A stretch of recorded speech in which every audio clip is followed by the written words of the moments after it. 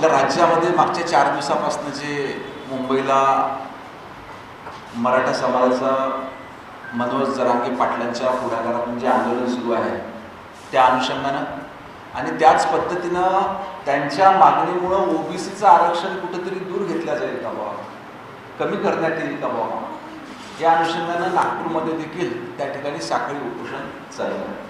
ह्याच निमित्तानं मी सरकारची भूमिका ह्या ठिकाणी मांडण्याकरता आपल्या समोर उपस्थित झालेलो आहोत. या ठिकाणी आदरणीय रामदासजी तळस आमचे कृष्णाभाऊ खोपडे आहे, सन्माननीय मेंढे साहेब आहेत, प्रतापदादा आहेत, प्रवीण भाऊ आहे, आदरणीय समीर भाऊ मेघे आहेत, इकडे आमचे सुधाकर भाऊ पोळे आहेत, आमचे मान्यवर काही पदाधिकारी देखील आहेत. उद्देश एवढाच आहे फक्त की मागच्या 4 दिवसापासून आणि मागे मी स्वतः देखील 4 दिवसापासून, आता मी थेट मुंबईवरूनच आलो, 4 दिवसापासून मी मुंबईला होतो आणि मराठा समाजाच्या मागण्यांकरिता मनोज जरांगे पाटील यांच्या नेतृत्वामध्ये त्या ठिकाणी आझाद मैदानावर आंदोलन सुरू आहे. हे होत असताना त्याचा मुंबईतल्या सर्वसामान्य जनतेच्या जीवनमानावर काही त्या ठिकाणी परिणाम होतो आहे का?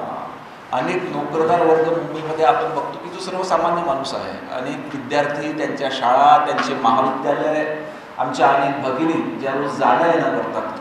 त्याच्यामुळं आपल्या माध्यमातून पुन्हा एकदा मी सरकारच्या वतीनं माननीय मनोज जरांगे पाटलांना विनंती करतो की सरकार निश्चितपणे हे मराठा समाजाला आरक्षण मिळालं पाहिजे याच्याकरिता सकारात्मक आहे. आपण जर बघितलं की 2014 जेव्हापासून या राज्याचे मुख्यमंत्री सन्माननीय देवेंद्र फडणवीस साहेब आहेत, त्यांनी मराठा समाजाकरिता अनेक नवीन नवीन योजना त्या ठिकाणी तयार केल्या. मराठा समाजाकरिता आरक्षण देखील त्या ठिकाणी तयार केलं. आज आपण बघतोय की 10% आरक्षण त्या ठिकाणी आहे. मधातल्या काळामध्ये राज्य सरकार 2-2.5 वर्ष दुसरं होतं. त्यांनी न्यायालयामध्ये योग्य भूमिका न मांडल्यामुळे न्यायालयात ते आरक्षण टिकू शकलं नाही.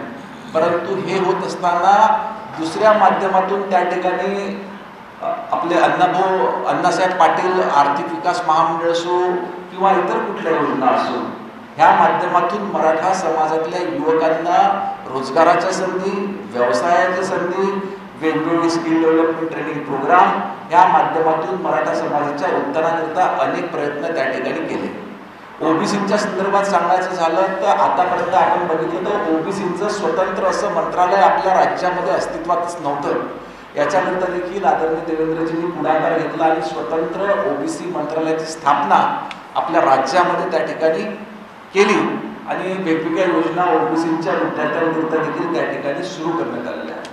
अशा वेळेस इतकं मोठं आंदोलन त्या ठिकाणी मुंबईत सुरू असताना साहजिकच ओबीसी बांधवांना, त्या ठिकाणी भगिनींना, ओबीसी समाजातल्या लोकांना एक धास्ती वाटणं साहजिक आहे की आपलं आरक्षण काढून त्या ठिकाणी मराठा समाजाला देण्यात येईल का, ह्याबद्दल सरकार ठाम आहे. कुठल्याही परिस्थितीमध्ये ओबीसीच्या आरक्षणाला धक्का न लावता सरकार निश्चितपणे त्या ठिकाणी मराठा समाजाला आरक्षण कसं देता येईल याच्याकरता प्रयत्न करीत आहेत.